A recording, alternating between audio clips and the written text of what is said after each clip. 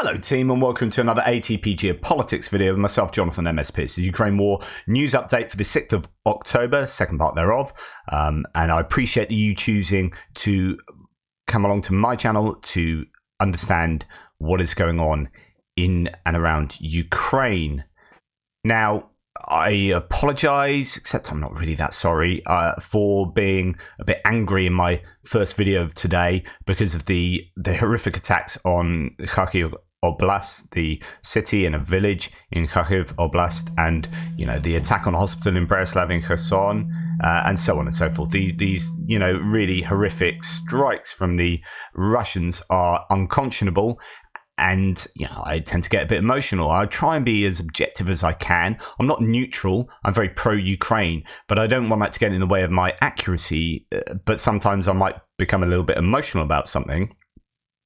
But, if I'm not going to become emotional about something as horrible as that, then who am I? What kind of person am I that can just, go on? I don't want to be some stone statue of a newsreader or anything. This is my channel. I'm expressing my views, and I will get angry, I think, where it's justified, and I think I'm perfectly justified in calling out such horrors as this. I'm looking forward to having a good discussion concerning this on my extra that I'll record this afternoon, because I think there is a good philosophical argument to be had about freedom of speech and about whether we should welcome people with despicable views into our lives and into our houses. You can have those views. I'm not shutting them down, but do I want them here with me? That kind of thing. So we'll have that discussion later. I mean, there are some horrific views going on. So just to add, this is a Telegram channel that supports Russia in the war and hates Ukrainians, has posted the following regarding the missile attack on Kharkiv. The channel's author lives in the EU. This is what he wrote. Kharkiv again. Several Iskanders hit it. When you create Azov, Kraken, Freikorps, then you start squealing like a piglet that Kharkiv is a Russian city. The city is Russian, but it needs a good cleaning. Well, it's not Russian if it's got people that don't want to be Russian, and you're saying we need to clean it of them. If you want to clean it of them, then you are saying it's Russian, but you're not giving them the right to say it's Russian and the right to self-determination and identity. So who are you, someone living randomly in the EU, who are you to say that a city in the sovereign nation of Ukraine is Russian? Anyway, just thought I'd point that out. It needs cleaning, and the process is slowly but surely going on, which cannot but rejoice me personally. May there be good. So that is the death of people from Kharkiv. By the way, they say that a 10-year-old brother appeared in hell with Sofika. So that the 10-year-old boy that died in that strike is in hell because what? Why is a 10-year-old boy in hell? I mean, I don't believe in hell. I've written a book precisely on that, just in case you're wondering. It doesn't exist, but if it did, it'd be a pretty despicable entity that puts a 10-year-old boy there, just on account of living in Kharkiv, which he didn't have control over. Now they sing songs to devils together in a choir named after Bandera. That's joyful. Just despicable. So that's a kind of despicable thing, and my conversation later is going to be about someone who is not condemning that, and thereby by not condemning it from a pro-Russian point of view, pro-Kremlin voice, not condemning that is therefore by implication condoning that. If you're going to condone that, I don't think I want you hanging out in my place. But we'll talk about that later. Right, military aid. Spain will deliver 6 additional launchers of the MIM-23 Hawk air defense system to Ukraine. Right. This is an old system. It has been updated variously. It's been in use since before the Vietnam War, so it's pretty aged. There were claims at the beginning of the war that these were. I think there are Hawks already in Ukraine, possibly quite a good number of them. I don't know. They've not really been talked about, other than before they were sent or just in the abstract. Trenchelenko was talking at the beginning of the war about how there are so many of these systems around the world and you could quite easily get hold of them. And I thought the Spanish ones had already gone, or maybe some of the Spanish ones have gone. But you can easily get hold of them, and these could act as a really good stopgap. If you throw these all around Ukraine, then they would have some use, some utility. They clearly haven't done that enough. I don't know. I'd be interested to know what the status is of Hawk systems already in Ukraine and how many are left around the world, because I agree with Trent Telenko. I agreed with him then and agree with him now that this would be a fantastic, not perfect solution, but a solution for needing a damn sight more air defense systems in place, given the proliferation of Shahed attacks, different places, consistently kind of probing here and probing there, but then, places not just, in different places, sometimes the same places. Like at the moment, the last month has been a case of hitting Odessa region and Ismail and Reni, as we saw last night. So anyway, they're on the way from Spain. That's really good. Germany has no plans to deliver Taurus missiles to Ukraine because they are not comparable to missiles from France and Britain, officials say. I don't know what that means, comparable, whether that's as in they can't be used on the airframes, that kind of form of comparable, or whether they have longer range and that's a problem. I don't know. Berlin is also concerned that the missiles could be used to target Kerch Bridge. Yeah, damn straight. Which links Russia to Crimea. This is interesting. This is Euromaidan Press. By the way, just to let you know, and I have mentioned this before, but in what is quite possibly the most stupid move of Twitter, they have decided, or Elon Musk has decided, not to put article headlines on article links. So this is an article link in the Euromaidan Press, but I don't know what the article is now without pressing on it, because it doesn't put the title in. So that's really difficult for me to survey all of the sources I do to find articles that are good for you, because none of them will have their titles on, and I have to rely on the blurb people put with them. And it also means that when I'm showing my sources, you can't read the title yourselves. So normally I'd have this on and you would be able to read the Euromaidan Press title, and you could go and look for that article yourself, and I wouldn't need to speak about it. I can't do that anymore. I have to physically click on that, go there and say, oh, the title is built. Germany has no plans to send Taurus missiles to Ukraine. So now you know what that article is, but you don't know otherwise. It's just a picture. You only get a picture now. It's the most stupid decision he's made. Like all the blue check stuff, all that kind of stuff, it's nonsense, but this is the worst because it impacts me particularly. Right. Okay, anyway, on the Taurus front, here's Right Honourable Ben Wallace MP. So he's a former Secretary of Defence in the UK. Every time Russia strikes civilians and breaks international law, so think about Kharkiv and Berislav, by targeting civilian infrastructure in Ukraine, there needs to be a response. We did that with Starstreak and Storm Shadow. Germany should now send their Taurus missile system to Ukraine and join the UK and France. I'm sure Ben Wallace would know what the limitations for Taurus are as to why they wouldn't be or shouldn't be sent, because they're not comparable or whatever. I'm sure he would know that, and he's saying they should be sent very clearly. This is a really clear message from Ben Wallace, and I think that is useful, and I think that should chivvy along the Germans, hopefully. Well, I say the Germans, I mean Olaf Scholz. It's difficult, though. We must be wary about criticizing the Germans, because the Germans at the moment as a whole, or Scholz even as an individual, because actually they've been magnificent recently, and here's another example of how they've been really, really good. And you could argue this might have more of an effect than Taurus. I mean, there would be arguments you can make here. Germany is sending another Patriot air defense system. These are exceptionally expensive systems, and arguably also the world's best air defense system. So to send another one of these to Ukraine is a phenomenal piece of assistance. So no to Taurus, dang. Yes to Patriot, yeah. So things are complicated, things are nuanced. However, I would very strongly advise Scholz to send the Taurus. Italy intends to provide Ukraine with its 8th package of military assistance. Now the country is considering what equipment can be transferred to Kyiv, according to Italian Defense Minister Guido Crosetto. That's really good. Him and Maloney seem to be getting on fairly well. Interesting relationship within Italian politics itself, because there's a coalition of right-wing parties in power. Two of the right-wing parties are fairly pro-Putin, very much so, really, given Berlusconi's relationship with Putin, although he's now died. And Maloney's party, Brothers of Italy, you would have thought might have been pro-Russia, but have come out very pro-Ukraine. So there's this interesting political landscape that has formed within Italy itself. But at the moment, they are being really staunch supporters of Ukraine. I don't know where they fit in the ladder of support, though. I think they are still fairly low down. There's been a lot of rhetoric from Maloney, and there have been these assistance packages, but compared to other nations like Germany, like the UK, like the Baltics, like Poland, they aren't as far up that list. And they are one of the biggest economies in the world, right? So this year, Great Britain will train 30,000 Ukrainian soldiers, and that includes pilots. That's according to the British ambassador. That is excellent from the UK.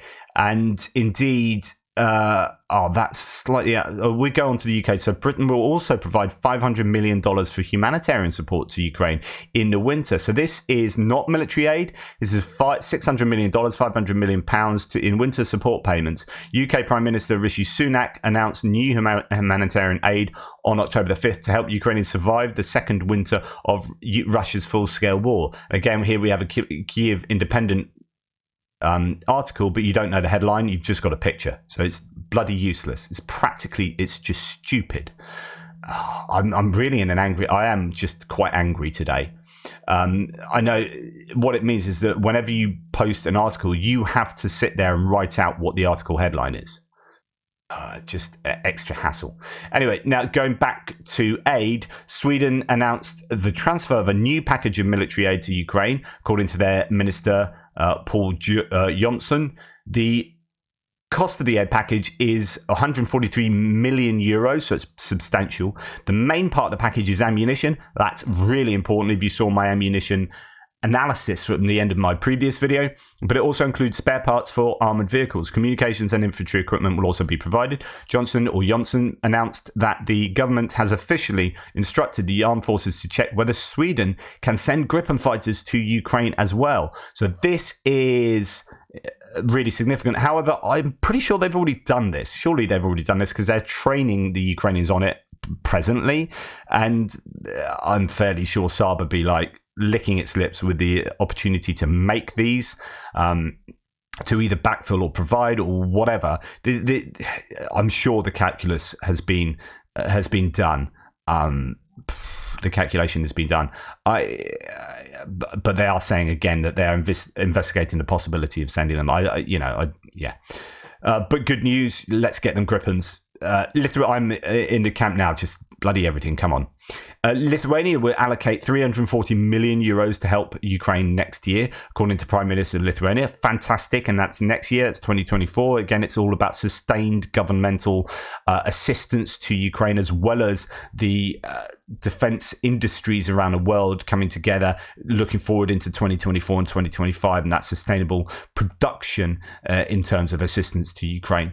Japan to aid Ukraine in restoring agriculture. Japan and Ukraine agreed to establish a joint working group that will develop a strategy for the restoration of Ukraine's agriculture.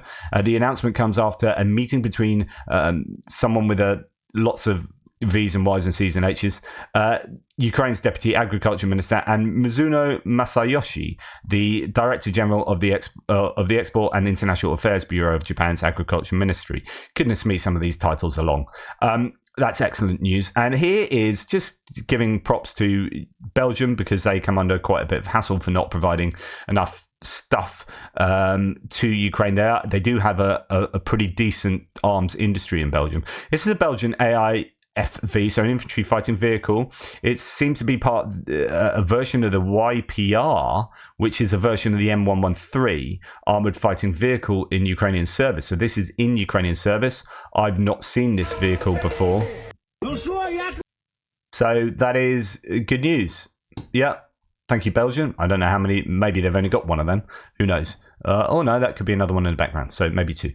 No, that's good stuff. And if Belgium can help out more, then that's great. Right, geopolitical topics now. Ukraine has suspended the complaint against Poland, Hungary, and Slovakia in the World Trade Organization. Deputy Minister of Economy of Ukraine, Taras Kachka, has said, according to him, the problem of importing Ukrainian agricultural products will be solved in the coming weeks and months. There will be a lot of news, he says, about how the licensing regime is changing, etc. It will be very active work. So while we are looking for a practical solution, our WTO disputes are on pause.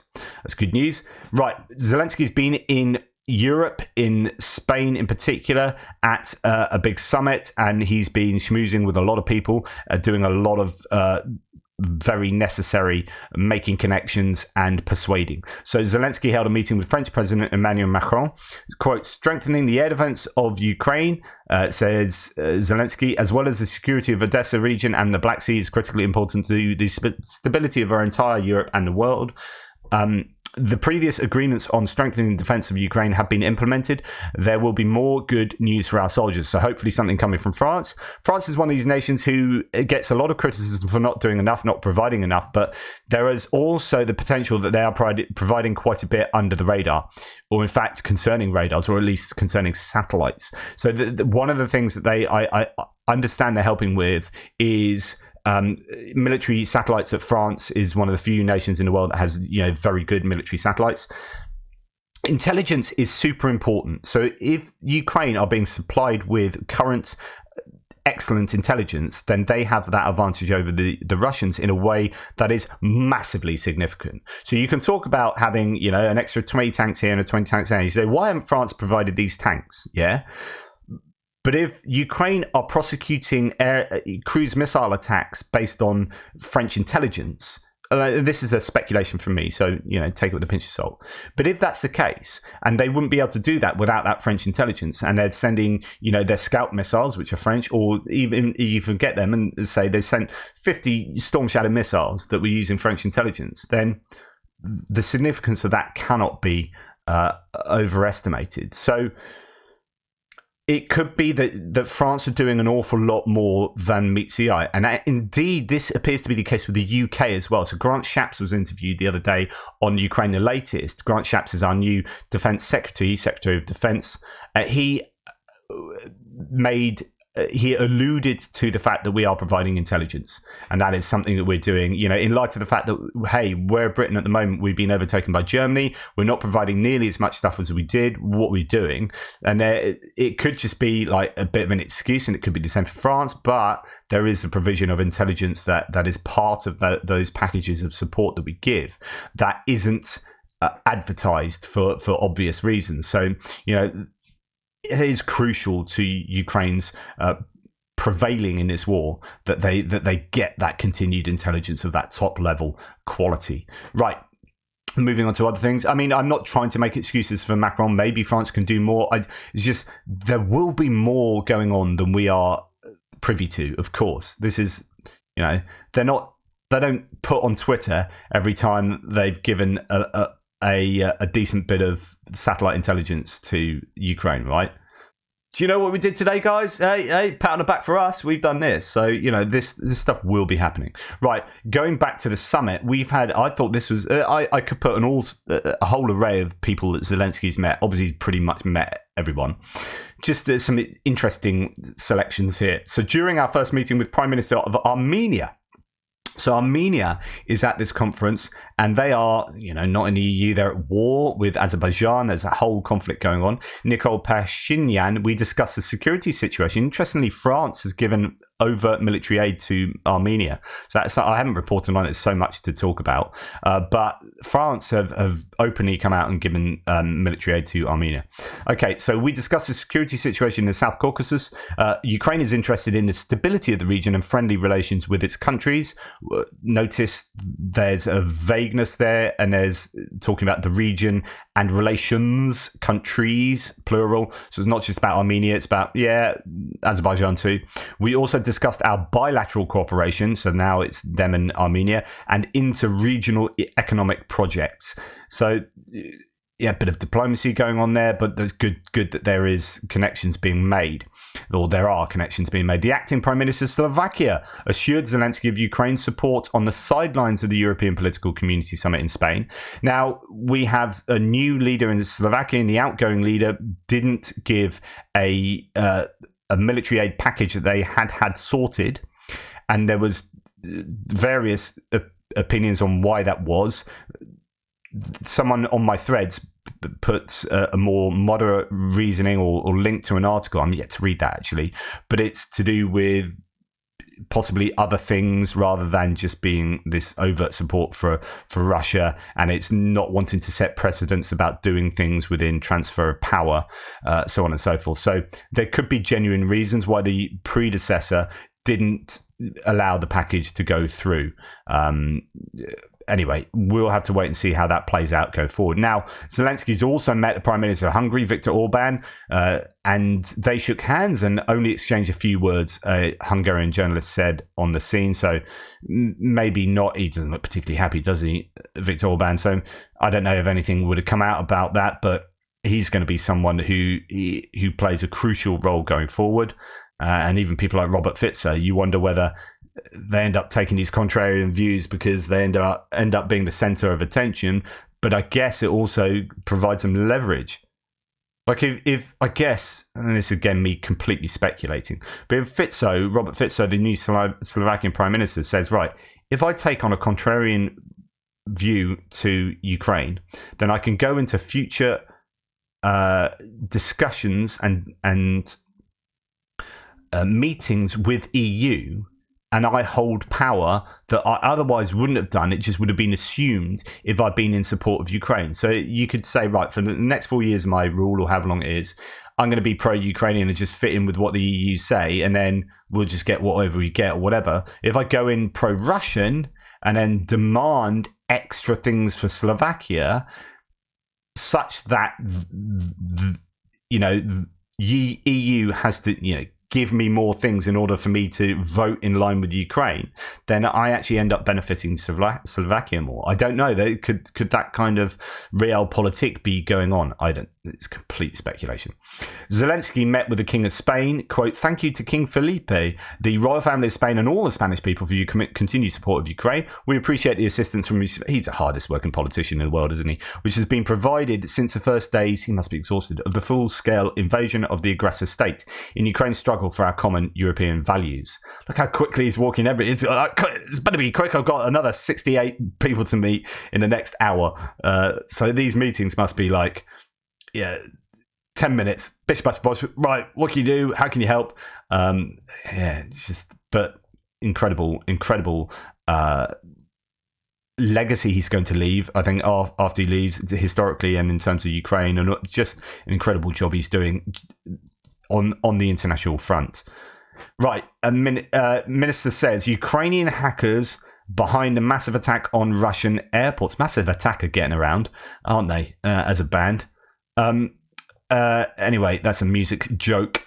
Ukrainian hackers paralyzed Russia's largest airports. I reported on this the other days in a recent attack, but now Fedorov, the digital transformation minister, has admitted it was Ukraine's IT army flooding the Russian airline booking system with a DDoS. So DDoS attacks are where you flood a website or a system with it's in a sense, it's not, it is illegal to do it on purpose, but the principle it isn't so much hacking as you are just overwhelming a website with so many users that it just crashes. And when you can automate those users, this becomes malicious. It is malicious as a whole. It is illegal, but like the principle, you're not actually hacking. You're just overcoming systems, and they just crash, and then that leads to widespread outages, which then have knock-on effects, and so on and so forth. So it's a relatively simple technique that's been used for many years to disable websites. And when organizations and networks rely on websites for their functioning, then the knock-on effects can be it's one of those low risk, low cost, high reward moves. Anyway, Estonia has decided it would join Ukraine, Poland, England, Romania, Latvia, Finland, Sweden, Denmark, Norway, and Iceland in not playing against Russia in any international match. This is brilliant. FIFA and UEFA seem to be wanting to get Russia back on side. You've got to remember that the FIFA awarded Russia the World Cup. Gazprom were one of the big sponsors of it. This is the biggest sporting event in the world. FIFA will be the recipient of a large amount of Russian money in the past, and probably wanting a large amount of Russian money in the future. And they are a pretty corrupt organisation, and so on and so forth. So they would be trying to appease Russia, I'm sure. But it's great that there's solidarity within Europe with some of these nations coming together and saying, no, we're not having that. We're not having that. Right, Politico reporting that Biden is considering using State Department grants to bypass congressional inaction on Ukraine funding. There's this issue with the speaker being ousted, and ousted as a result of Republican lawmakers doing that, rebelling, but also on the back of Democratic lawmakers going along with that and being quite opportunistic. Now, you can't blame them for that at all. The Republicans would have definitely done the same.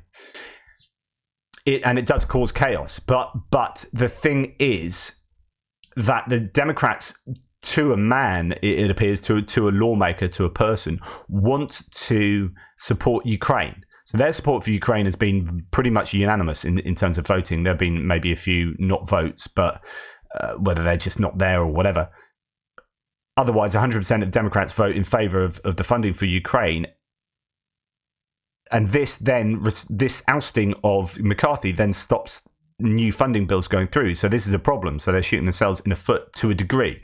So what are the ways around this? Well, it looks like Biden's looking for those options, and one of them is grants to bypass congressional State Department grants. I don't really understand, without having read into this much at all, I don't understand how this works, but the use of State Department grants is among a number of options that Biden administration is considering to circumvent, at least temporarily, the impasse in Congress, unnamed sources at US government told Politico. So there are potential ways to get around funding to Ukraine issue. And this is Julia Davis from Russian Media Monitor saying, you're either helping Ukraine or helping Putin. Choose so all the world can see your place in history.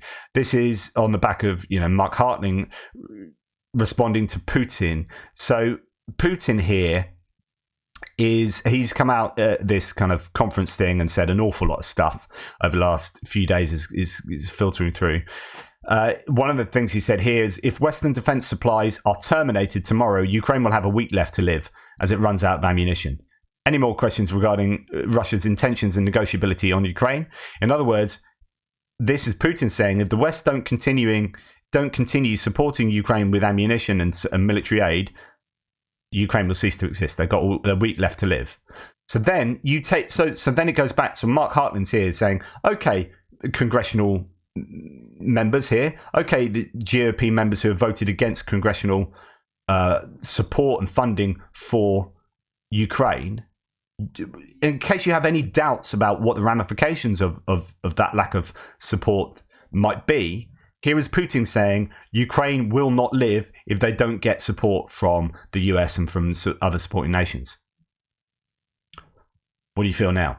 Okay, so I thought that was an interesting dynamic there. Right, thank you for watching. Please like, subscribe and share. Really appreciate all your support. Take care of yourselves, and I'll speak to you soon. Toodle pips.